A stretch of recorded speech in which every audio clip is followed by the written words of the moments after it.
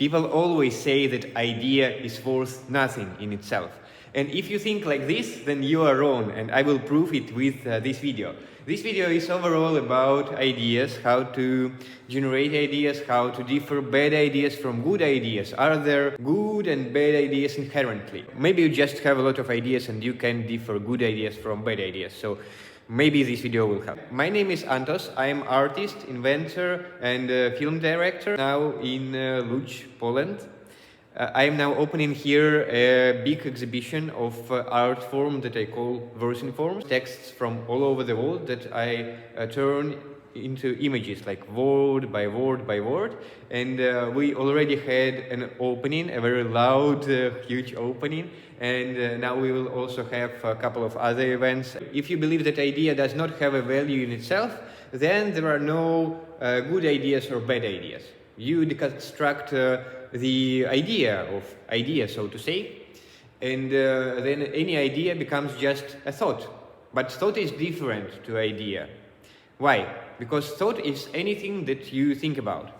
Idea is usually connected to something fresh, into some new concept, into some maybe old concept that is added by something new, and the idea is different to a thought. And it seems that I found a way to know what ideas are good and will work well, probably, and what ideas are not so good and have quite a low potential. This summer I was walking in a forest on a seaside, and me and my woman had a brilliant conversation.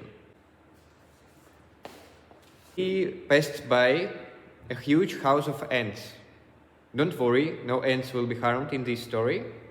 But we passed nearby it. There are a lot of ants, like this giant dome, giant structure, giant megapolis that ants built for themselves.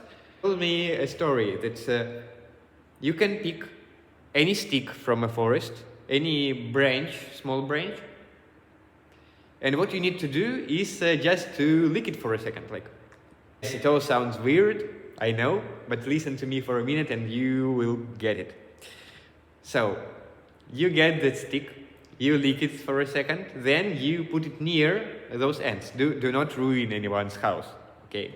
You guess what ants will do? They will have a huge interest, well, a lot of interest in this, because why? That this is analogy. Of course, humans don't think like ants, ants don't think like humans. But what I want to show is the process in which ants gather around something new, something fresh, something that is added to their own habitat. Self is something that they find and that they carry, and they deal with sticks all the time. Every day, every hour, probably. But they never seen a stick that was licked by some idiot. They start to gather around it a lot, they start to climb on it, and they start to process it, so to say. They start to interact with it by a measure of hundreds or thousands of ants. And this is how good ideas work. Good ideas are always built upon something that already exists. We are living not even in a postmodernist world. Many people argue that it's meta-modernist world. There are arguably no ideas that are like truly 100% new, but there needn't be. But what can be new are those fresh additions, those building up of ideas that already were somewhere here. I have a beautiful instrument, handwriting instrument for that, a technique for writing that I use to discover and to work on those ideas. It's called mounting. I also use it to do my habits better, and I draw a certain triangular, where on the bottom I put things that I don't like about behavior or ideas or etc. And then on layers that are closer to the top, I put something that is in my opinion, better, or that enhances. And I, with arrows, try to find a way how to pass from one to the other and closer to the top. So that is one of the ways that I work with ideas, but only with ideas that I already have. I will mention a couple of tools I use for idea generation, but let's first uncover how do those good ideas differ from bad ones. Also another powerful analogy to complete that, and I will make a citation. So now I'm opening a very serious book, Holy Bible. You know, Jesus was a master of analogies, arguably the best master of analogies ever. Interesting, fun analogy to not just to ideas, but to his ideas precisely. It works with another ideas, I would say, as well. Here is, I will citate from Matthew. Build your house on a rock. Maybe you know that passage. Everyone then who hears these words of mine and does them will be like a wise man who built his house on a rock. And the rain fell, and the floods came, and the winds blew and beat on that house, but it didn't fall because it had been founded on the rock. And everyone who hears these words of mine and doesn't do them,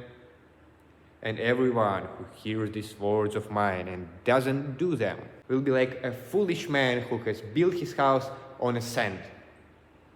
And the rain fell, and the floods came, and the winds blew and beat against that house, and it fell, and great was the fall of it. My probably frivolous interpretation of this works with any ideas, not just ideas of Christianity. In this passage, there is a house on a rock and house on a sand.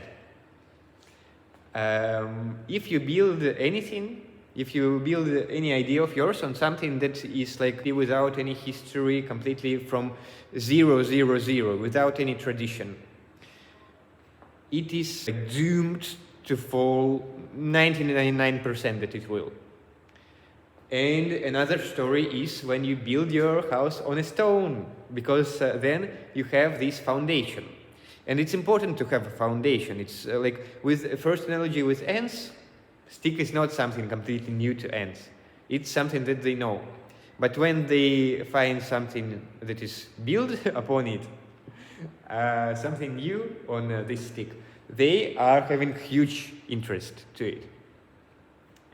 And this is the rule that I abide by. I do not pretend that ideas that I do are 100% new, zero from the start, etc. I know that, however original I think they are still built on a lot of traditions. When I, for example, did an urban game a couple of years ago, I knew that it's built on a tradition of different urban sciences, tradition of urban semiotics, of parkour, of skateboarding, tradition of street photography, tradition of psychogeography, and a lot of others.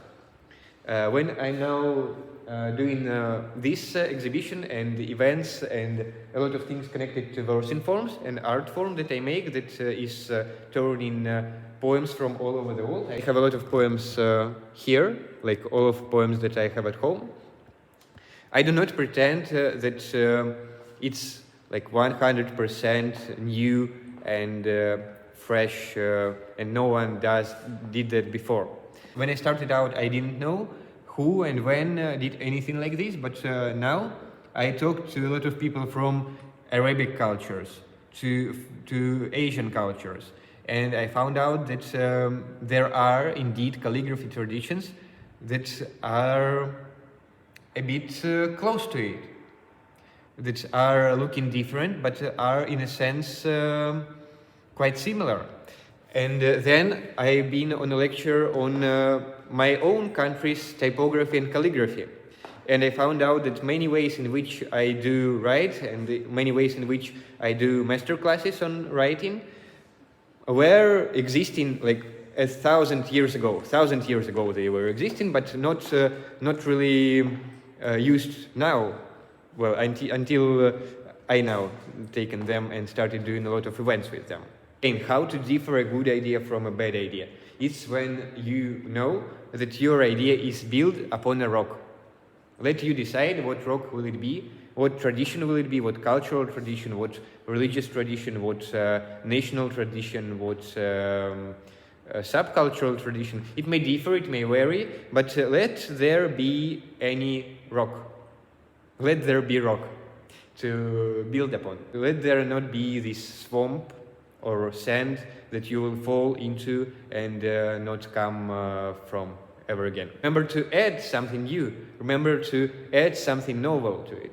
In my case of Versinforms, it is both the way this looks, the way this is written, and the way when and how do I write it, because I always write it on streets, in public places. That way I'm having a lot of different conversations with people. Over the past 2 years I've been doing those conversations with hundreds of people from all over my part of the world. This year I've been also doing a lot of events connected to it, and for me Versinforms and this art form that I make, ways of writing besides Versinforms that I try to spread, are about discussion. It's about starting a talk, about starting a discussion. It's like the only thing that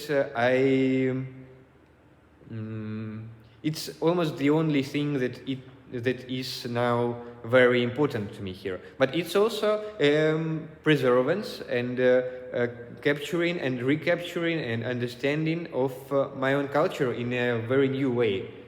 Because many of the poems that are written here are quite unknown Belarusian poems from authors who, for example, were killed 100 years ago, or who were not very known 200 years ago because they are written in a language that was prohibited. Authors from modern times, where we have quite a different situation with poetry and with literature, which I've talked about in that video and in that video.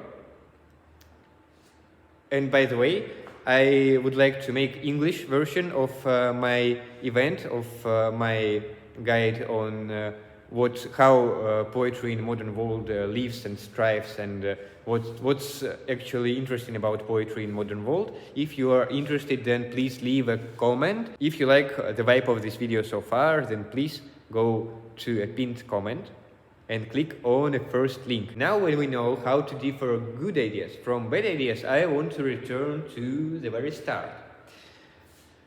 Why do ideas have inherent value? First, because we already proved that there is a difference between good ideas and bad ideas.